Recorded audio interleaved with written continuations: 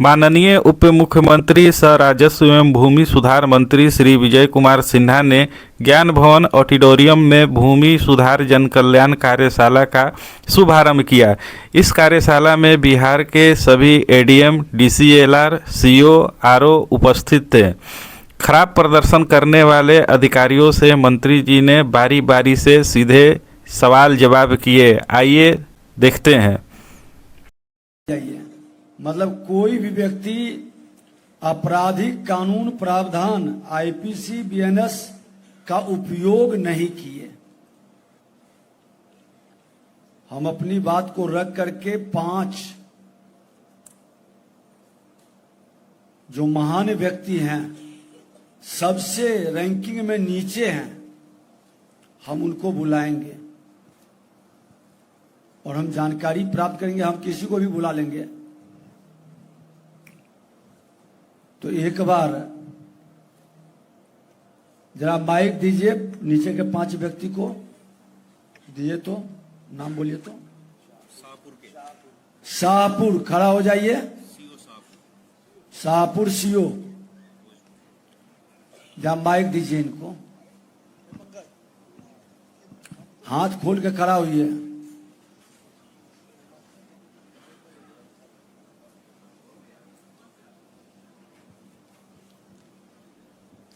आपराधिक कानून प्रावधान क्या है बताइए। सर, इसमें 2 धारा लगाते हैं भूमि विवाद में, 107 सर, और बीएनएसएस का जो सर 163 सर, जिसको पहले 144 था सर, उसका अनुमोदन एसडीओ सर के यहाँ मेरे यहाँ से जाता है सर।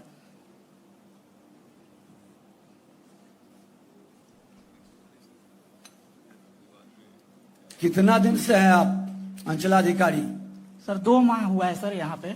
नहीं, 2 माह सर। सर्विस का 2 माह हुआ है? नहीं सर, अंचलाधिकारी 2 माह से सर, पहले राजस्व अधिकारी थे सर।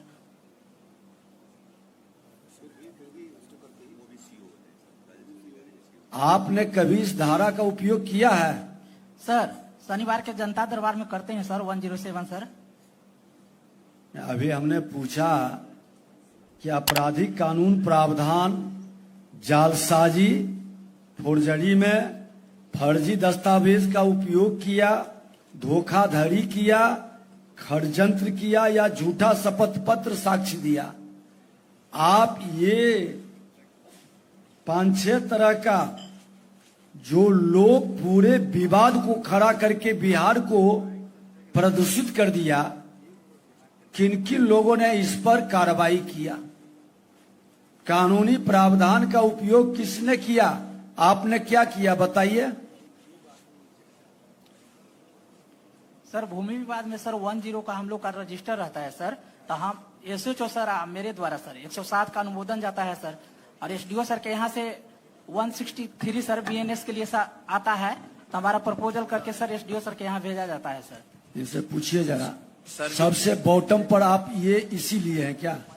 नहीं सर, रैंकिंग में सबसे नीचे आप हैं सर। ये महानता क्यों है आपकी?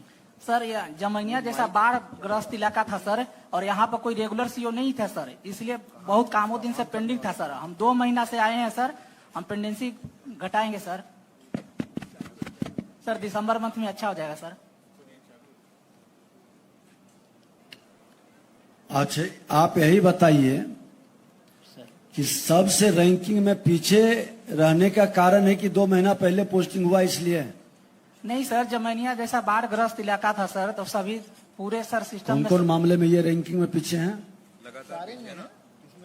जैसे आप आखिरी नंबर पे हैं शाहपुर सर, और आपका परिमार्जन प्लस है, म्यूटेशन है, आधार सीडिंग है, एलपीसी है, मापी है, ये सारे मामले, यहाँ तक कि इंक्रोचमेंट के जो केसेस हैं, उन सारे मामलों में आपका जो प्रदर्शन है वो बहुत खराब है सर। एलपीसी में 0 नंबर के कारण सर टेक्निकल फॉल्ट है सर, हम 2 बार लेटर भी लिखे हैं, आगे प्रोसेसिंग नहीं हो रहा है, इसलिए इस मंथ में 0 नंबर मिला है सर। देखिए, जो टेक्निकल प्रॉब्लम की बात कर रहे हैं ना, वो मोटा मोटी अगर कोई टेक्निकल प्रॉब्लम होती है, सॉफ्टवेयर की समस्या होती है, सर्वर डाउन है, ये इसका प्रभाव सारे ही अंचलों पे पड़ता है। ऐसा नहीं है कि शाहपुर से कंप्यूटर सिस्टम का कोई खास दुश्मनी है जिसकी वजह से आप ही के यहाँ का कार्य बाधित करा दे कंप्यूटर? नहीं ऐसा सर, होता नहीं। एलपीसी में सर 0 नंबर मिलने के कारण वही है सर, व्यक्तिगत सर शाहपुर का सर दिक्कत है सर। एलपीसी में 2 मंथ से सर डिस्पोजल नहीं हुआ है, फॉरवर्डिंग नहीं हो रहा है सर, लेटर लिखा गया है सर। आपके यहाँ एक भी इंक्रोचमेंट केस का डिस्पोजल नहीं हुआ है क्या? इंक्रोचमेंट नहीं है कोई? एक हुआ है सर। पूरे अंचल में केवल एक सर और सर शेष कर ली जाएगी सर। प्रपत्र 1 नोटिस हो चुका है सर, अगले महीने में सर, इसी मंथ से सर डिस्पोजल होगा। इंतजार करते हैं क्या? नहीं सर, प्रपत्र 1 नोटिस हो सर, प्रपत्र 2 के बाद सर। चलिए, नहीं, जो महान व्यक्ति है उन्हीं को हम लोग पहले सेकंड नंबर बुलाइए। सोनबरसा है नीचे से दूसरे नंबर पे। सोनबरसा कौन है? आए हैं सहरसा, सोनबरसा। सोनबरसा कहाँ है? दीजिए माइक जरा उनको। और अगला उसके बाद सहरसा, उसके बाद बेतिया है तीसरे नंबर पर, नीचे से दीजिए बेतिया। जरा।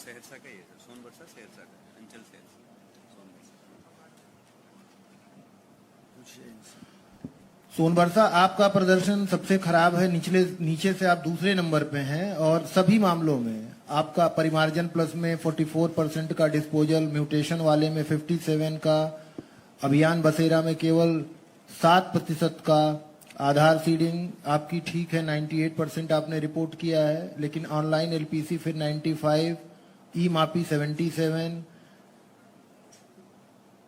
जी प्रणाम सर। सर मैं अभी सर रिसेंटली पिछले शनिवार को चार्ज लिया हूँ सर, और डोंगल भी सर सोमवार को ही एक्टिव हुआ है, तो मैं उसमें नहीं सर उसको डिस्पोज कर पाया एक दिन में। तो मतलब आपके यहाँ पहले कौन था? तो सर चले गए हैं छुट्टी में, तबीयत खराब हो गई उनकी सीओ साहब की, तो मेडिकल में चले गए हैं सर। कौन थे? क्या नाम था? जितेंद्र कुमार सिन्हा सर। नोट करिए जरा उनका हिस्ट्री निकालिए। तीसरा बुलाइए। बेतिया बताएंगे नीचे से तीसरे नंबर पर, बेतिया। बेतिया परिमार्जन प्लस में 60% की वहां उपलब्धि किनारे है। खड़े हैं, दीजिए माइक उनको।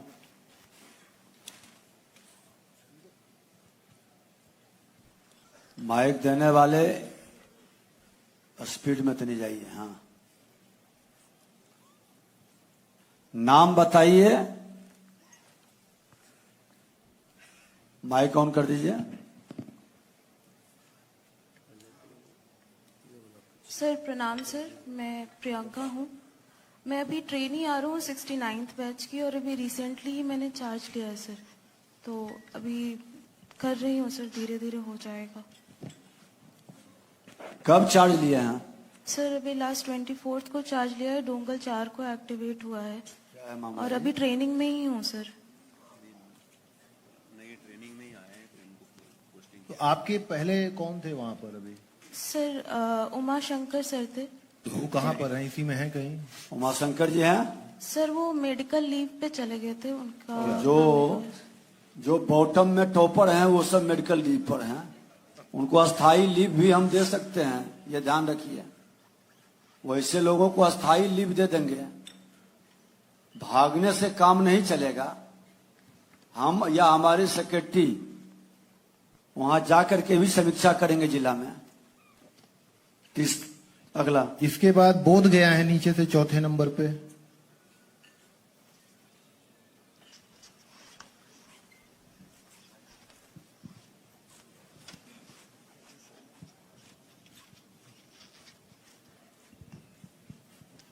प्रणाम सर। नाम अभी सर बताइए। मैं चुनाव के समय भी यहाँ योगदान किया हूँ सर। नाम बताइए। चंद्रशेखर नाम है सर मेरा।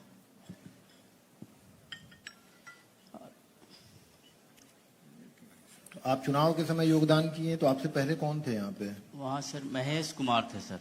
वो कहाँ चले गए? किस अंचल में? पालीगंज में गए हैं सर। पालीगंज वाले बताएं। यहाँ पालीगंज अंचल अधिकारी किधर बैठे हैं? क्या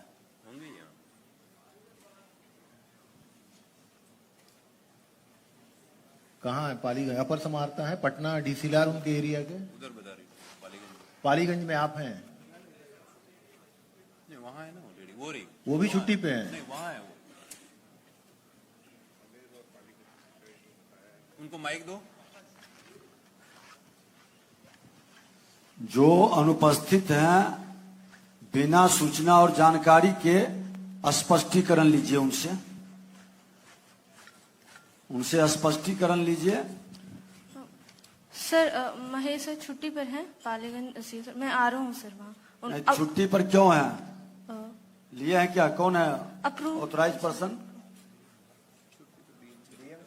डीएम को बात करिए एक आदमी कि क्या उनको जानकारी में जो आज बैठक है तो कैसे अलाउ किया छुट्टी?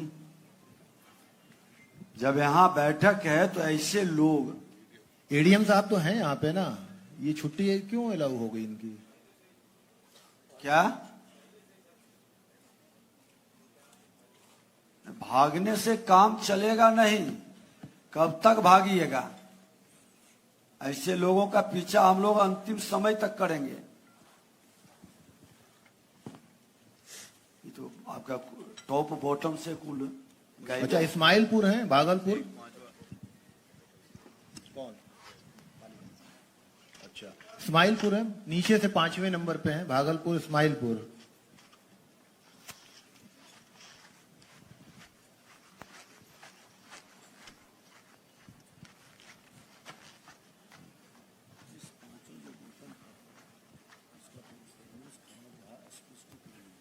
जी प्रणाम सर।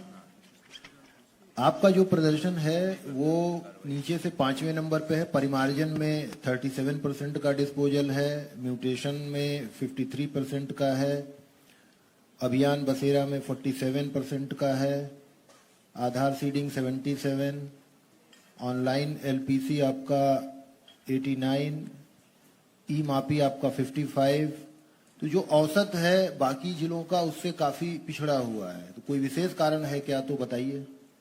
जी नहीं सर, वो उधर सर बाढ़ प्रभावित है तो वहाँ वो पूरे अंचल में सर बाढ़ आ जाती है और ऑफिस में भी बाढ़ आ गया था। और बाढ़ हो जाने के बाद सर वो फिर इलेक्शन आ गया, इसी में थोड़ा पेंडेंसी सर बढ़ गया। बाढ़ में बाकी काम बंद हो गया, बाकी विभाग के भी काम बंद हो गया होगा? नहीं सर, वो ऑफिस में भी पानी मतलब घुस जाता सिर्फ है। अंचल का काम बंद हो गया। ऑफिस में पानी आ जाने के कारण सर वहाँ से ऑफिस शिफ्ट करना पड़ेगा। इन सब को नीचे से टॉप 10 जो है स्पष्टीकरण लीजिए और सबसे स्पष्टीकरण लीजिए और कैसे सुधार होगा। एक अवसर देंगे, नहीं करिएगा तो फिर आपको फील्ड में रहने के लायक नहीं रहने देंगे, हटा देंगे वहां से। ये अच्छी स्थिति नहीं है। और ये आज ही नहीं, फिर एक बार हम लोग यहां सबको बुलाएंगे आपको अवसर देके सुधार का, और उसके बाद फिर गहन दिन भर की समीक्षा होगी। आज भी पूरे दिन भर चलेगा ये कार्यक्रम। ये कितना आपको लगता है कि बाढ़ के कारण सिर्फ आपका विभाग प्रभावित हुआ? प्रभावित तो सारे विभाग को होना चाहिए था। सर वहाँ प्रखंड और अंचल सर दोनों रिंग बांध के बाहर गंगा नदी के तरफ है, तो पानी सर पूरे ऑफिस में। कौन है यहाँ के एडीएम, डीसीएलआर? कंप्यूटर से करना, कहीं से बैठ के घर से भी कर सकता है। डीसीएलआर कौन है? आप इनकी समीक्षा नहीं कर पाते हैं। ये लोग इतने टॉप 10 बॉटम से क्यों हैं? नहीं, एक बार सेक्रेटरी साहब आप लोग समीक्षा करें। ये अच्छी स्थिति नहीं है, बताइए। एडीएम कौन है वहां के? एडीएम भागलपुर क्यों है इतने पीछे और क्यों गायब हो जाते हैं? बाढ़ से प्रभावित हो गया?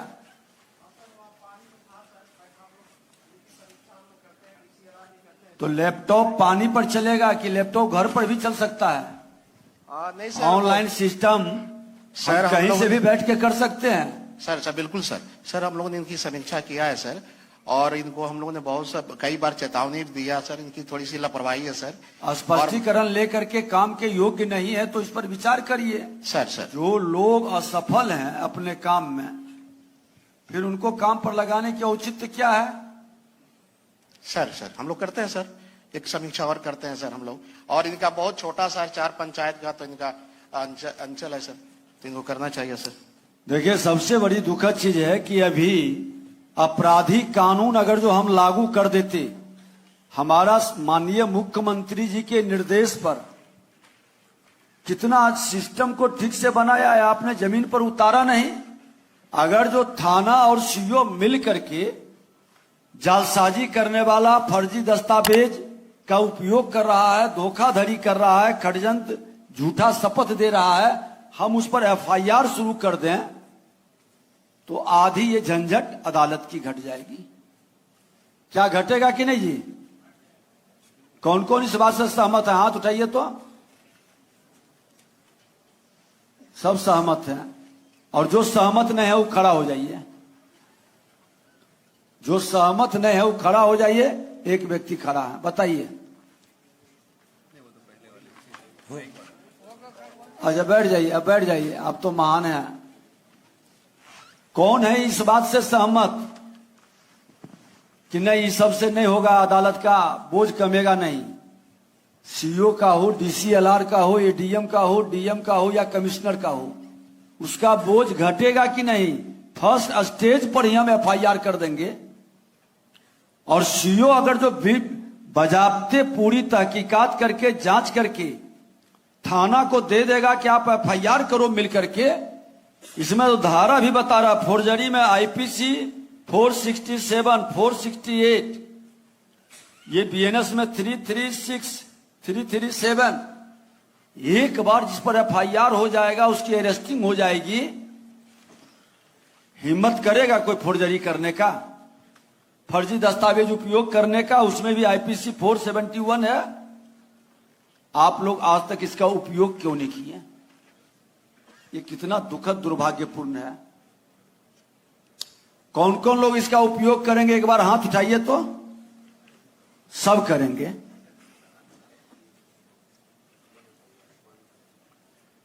एक एक एफआईआर पर अंचल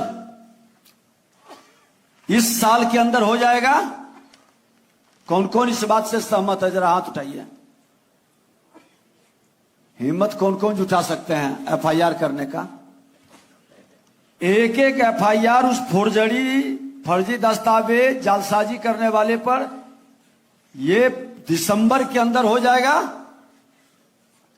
एक आदमी हाथ उठाए, बाकी लोग कह रहे हिम्मत है तो पूरा हाथ उठाओ। आधा अंदर बाहर क्या हो रहा? डर रहे हो?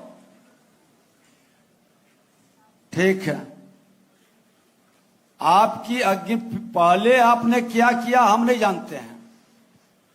ये 15 दिन में क्या कमाल करेंगे और धमाल करेंगे, आपकी दहशत की गूंज पूरे बिहार के अंदर गूंजनी चाहिए। और जहां दिक्कत हो, सरकार आपके साथ खड़ी है, हमारा विभाग, हमारे सेक्रेटरी सब खड़े हैं, लेकिन पूरे तथ्य के साथ, ताकि आप जब एफआईआर करें तो अपराधी बच नहीं सके। दिक्कत कोई टेक्निकल समझ में हो तो डीसीएलआर और एडीएम आप इनको सपोर्ट करें। क्या आप लोग सहमत हैं इस बात से? आप लोग भी हाथ उठाइए तो। हाँ, विभाग के मंत्री से लेकर अंचलाधिकारी तक हम सभी लोक सेवक हैं। हम जनता के पैसा लेते हैं, इसलिए हम सभी का लक्ष्य एक ही है और एक ही होना चाहिए। जन समस्याओं का नियम संबद्ध समाधान और जनता की अपेक्षाओं को प्राथमिकता के आधार पर पूरा करना। क्या होना चाहिए ना? तो इसके लिए अभी जो हम लोग विभाग द्वारा अंचल जिलों की रैंकिंग के आधार पर मूल्यांकन किया जाएगा, अच्छी प्रगति रैंक के पदाधिकारी को पदस्थापना स्थानांतरण में जोड़कर उत्कृष्ट कार्य करने वाले, पारदर्शिता से कार्य करने वाले पदाधिकारियों को हम प्रोत्साहित करेंगे, ये बता देते हैं। और ऐसे मामले जहां आवेदन ने फर्जी कागज लगाकर आवेदन दिया है, ऐसे मामलों को अंचलाधिकारी द्वारा प्राथमिकता क्यों नहीं दर्ज की गई, ये बड़ा गंभीर विषय है। लेकिन 31 दिसंबर तक आपको हम अवसर देते हैं और हम उम्मीद करते हैं कि जब जगा तभी सवेरा। क्या जो बेहतर कर लेंगे, निश्चित तौर पर हम एक बार पुनः नए वर्ष में इसी तरह की पुनः समीक्षा दिन भर का करेंगे। बहुत बहुत धन्यवाद। हमारी शुभकामना आपके उज्जवल भविष्य का, मौसम के हिसाब से आप सकारात्मक सोच के साथ आगे बढ़ें, यही हमारी कामना है। बहुत बहुत धन्यवाद।